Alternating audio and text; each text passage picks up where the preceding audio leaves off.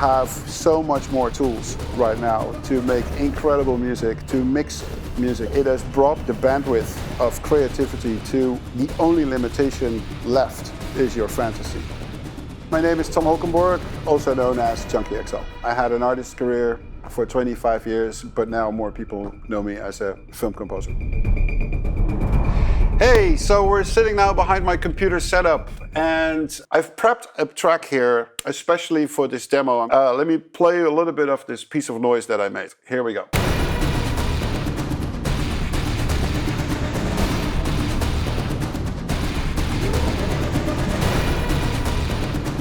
So it's a little action loop here. It's very much in the style of Mad Max. People always have a lot of questions like how that production got together and what tricks and mixing. And I want to focus first on the drums. So I want to solo the drums here, and I'm going to turn the volume a little down and I'm going to play you this loop.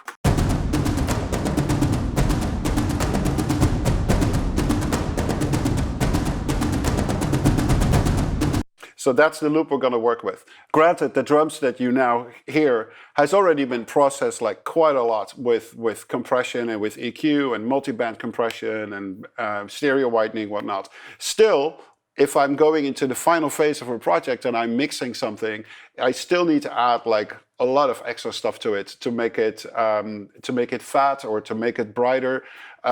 So now I want to move into these plugins. Why would I pick these plugins?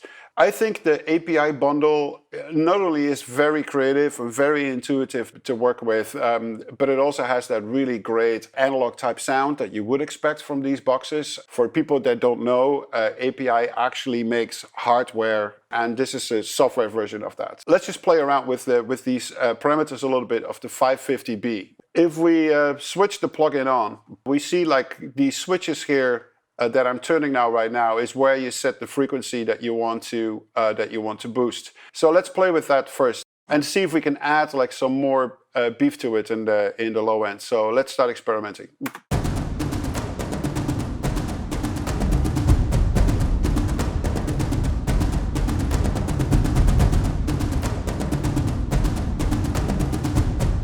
I actually like that. So around 50 Hertz in the Bell version, I boosted almost like 8 dB. So let's AB on and off.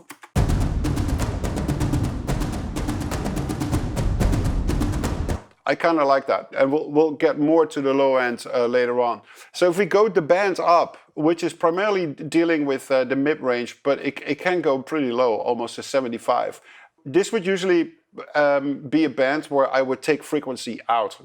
So let's now really drastically experiment with going through the different frequencies while we're taking some of that out and see what it does. So we're going to start at 1K and I'm going to work my way down. 500, 240,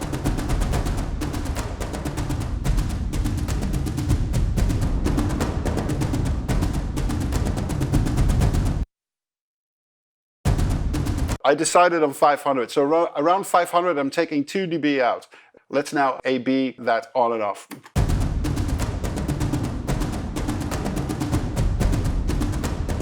I kind of like that. So now we're looking at the mid-range. It goes from 800 all the way to 12K, so that's pretty high actually.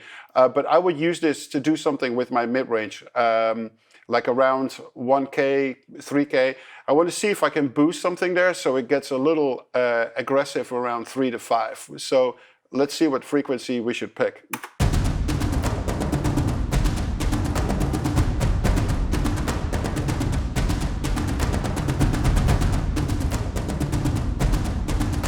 I decided on 1.5, so 1.5 I'm adding 2 dB. And what you hear with this EQ, and that's why I like it so much, is that it's a really nice modeling of an analog EQ. It feels very musical when you turn the knobs. So now that we've decided to add like 2 dB at 1.5, let's just bypass again with its original.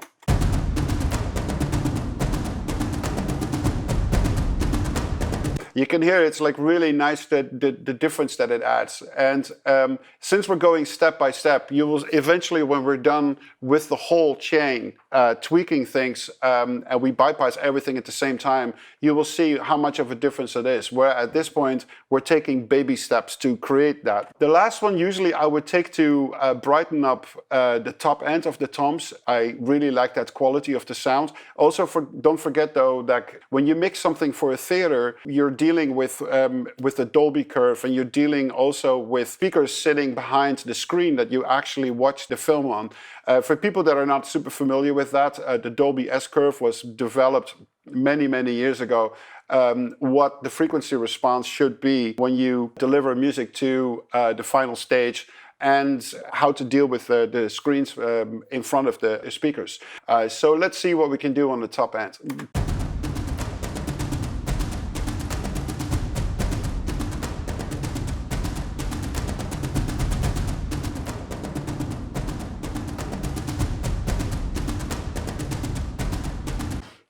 So around 12.5 by 2 dB I really like. So if we A/B one more time between like on and off.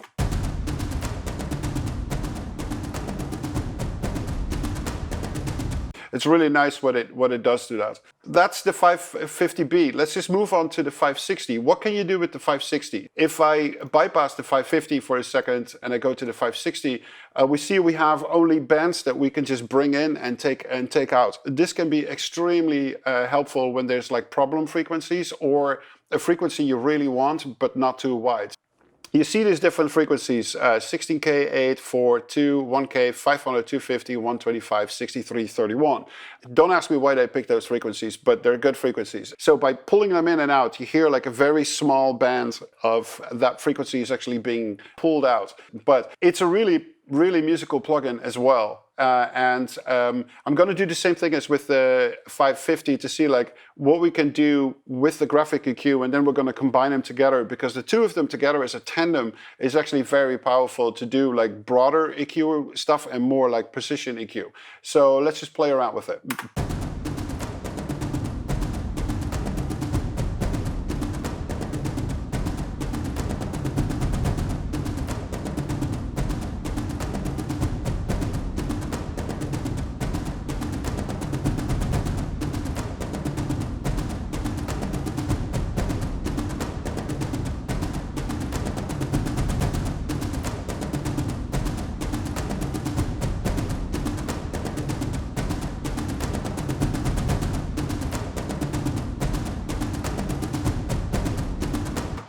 Okay, so let's A/B. What I just did is I added more around 63, a little bit about around 125, then a little bit 1K, 2K a little, 4K a little, 8K stays the same, and 15K. So let's just A/B back and forth. You hear it's a little bit more snappier, a little bit more beefy, and let's now see how it sounds if we put both the EQs on.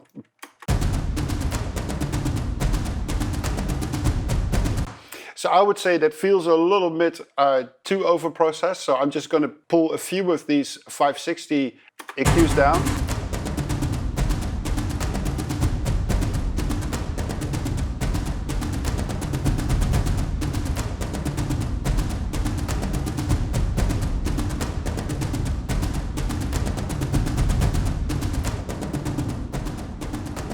So it's quite a difference. So this is off, and then I'm going to switch them both on.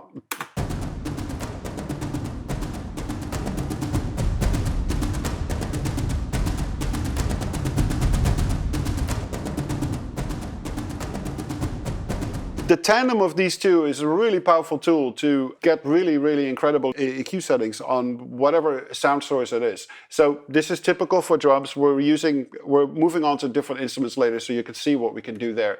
Now I want to bring in the compressor into this. So let's switch the EQs off for a second. Let's switch the compressor on. Cool, it's not hitting the threshold yet. That's what I wanted to check. So how do I use the 2500 compressor? I use it for two ways. A, as a proper mix plugin. So that's what we're doing right now, but I'm also using it a lot for sound design tools. It can be very, very aggressive in its compression. I just really love the quality of it. So let's look for a good compression setting for this drum.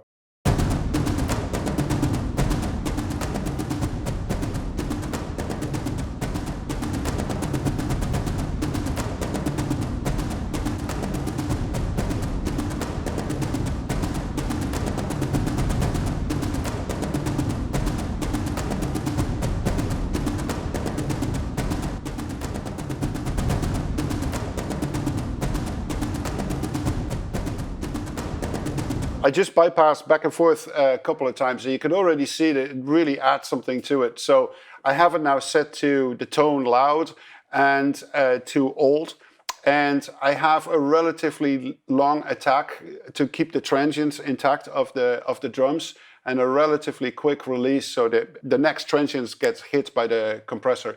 And it's compressing right now like what? It compresses like 3 dB or so at this point. It just gives that snappiness to the drums that we didn't had quite like that before. So let's just A-B one more time without.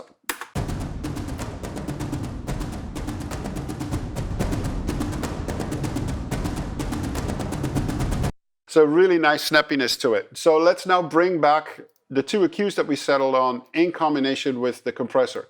So I would like to point out is like the most ideal way to make compression really work proper with EQ is that as if the EQ is actually happening in front of the compressor. You could still EQ your signal after the compressor, but the compressor will be more effective addressing the changes that you've done in EQ if the EQ is in front of the compression.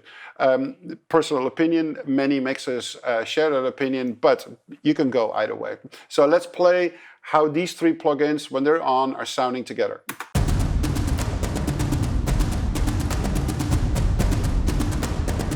So what mixing always is that once you start adding more plugins to the chain, you have to then re-envision some of the changes you did before, because every plugin that you add to it is now going to add a character on its own. So the level has grown a little bit on the EQ side of things, so the threshold is now hitting a little too hard for the drums. So I'm going to play with that first.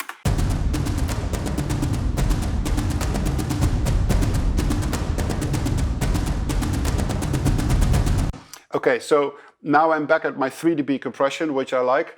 But now because of the compression, I feel the high end is a little too aggressive, so I'm just going to work on that a little bit.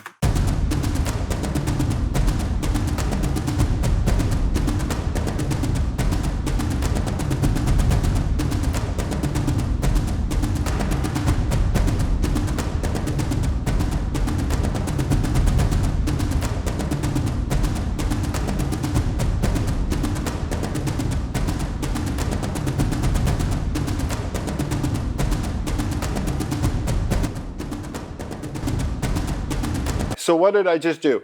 I backed off a little bit on the low frequency around 50. I pulled it down on the 550B, and I also put the 63 Hertz a little down on the 560.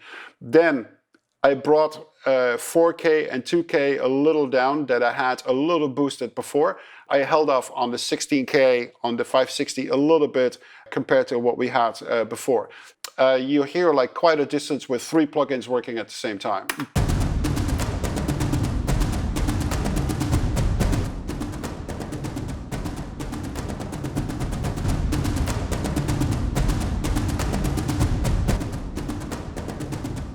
So this is a great way to show, you know, what you can do on something that already sounded great, just by making like a little changes. So the next plugin I would like to bring in is the In-Phase Live Stereo. This is a plugin that you potentially can use for a lot of different reasons. It's also in the tools department of the Waves bundles, unless you have it separately.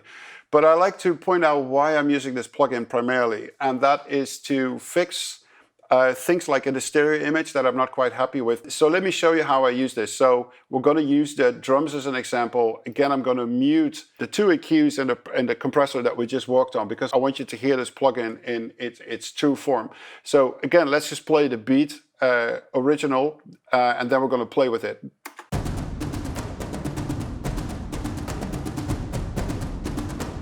Okay, that's the drum beat. Now let's say we want to make this drum beat like a whole lot wider, instead of like, it's pretty stereo as it is, but let's say we want to make it even more wider.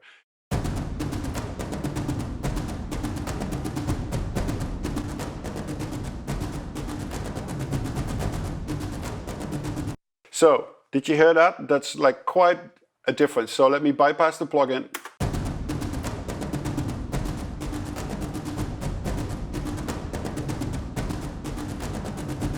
Let's now play with the delay parameter and with the phasing and see what that does.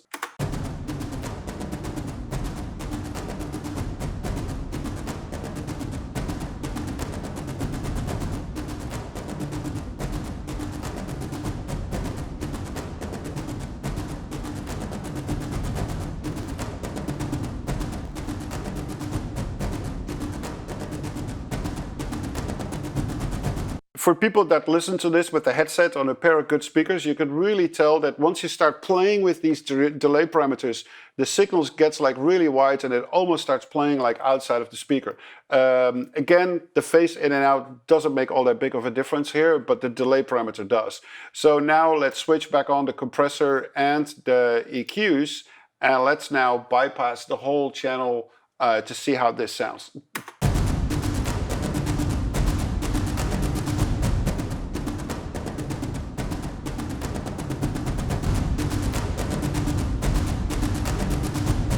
Now, what I said earlier counts again. It's like, now that we threw in an extra plugin, now I need to look back at my other three plugins to see, am I still happy with these settings, or should I potentially change something? Now, with this incredible stereo widening that we created on the drums, I now feel that the drums is getting a little bit too bright. So I'm just going to go back to my EQs and see if I want to change this.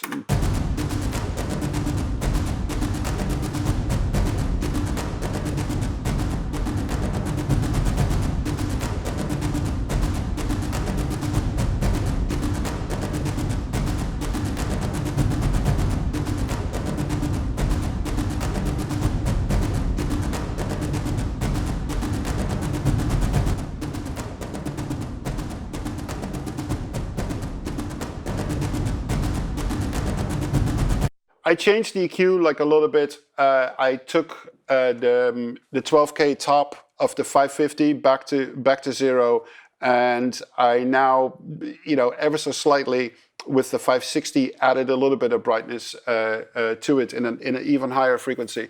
So what I'm trying to say is that every time you add a new plugin to the chain, you have to look back at your other settings. Are you still happy with the sound? Because every plugin will emphasize extra qualities that you already put in place with the previous plugins in the chain. That leaves us one plugin left, which is the Auto Maximizer. The L3, again, like it's been in my arsenal forever. So I usually have like a very basic setting. I make sure this thing doesn't get over 0 dB, so I have it set at 0 minus 0.1. Usually the settings that it comes with I use, which is like 24-bit type 1, dither, and the normal noise shaping. I usually don't touch it. I immediately go to the threshold and just play with it. So what the L3 Auto Maximizer does is make sure that your signal is as loud as it can be without clipping. And you could use the Auto Maximizer also as a music sound design tool, where you have really radical settings and it completely starts destroying the sounds, but in a very good way. But that's not what we're going to look for right now. We're just going to see how loud we can get this drum track, which was pretty loud to begin with.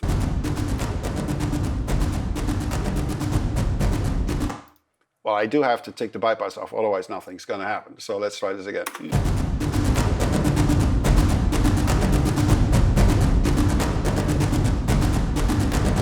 So it gives me roughly like another 4 dB extra level.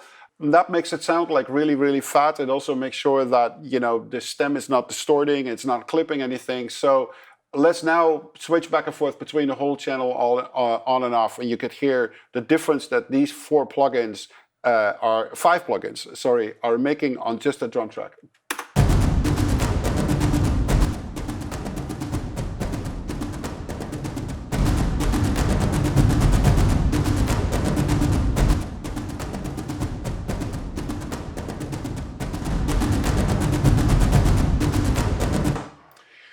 Quite a difference, right? So this is what mixing is. It's, you know, you go stem by stem, sound by sound, with a set of plugins, and you know, you try to make it as good sounding as possible. But obviously, everything has to do how does it sound in its complete essence. You know, when you play the whole track back. So let's now play that loop back. I'm going to bypass the channel. And then we're just going to see how it sounds, and I'm going to put the channel on and see how it sounds then.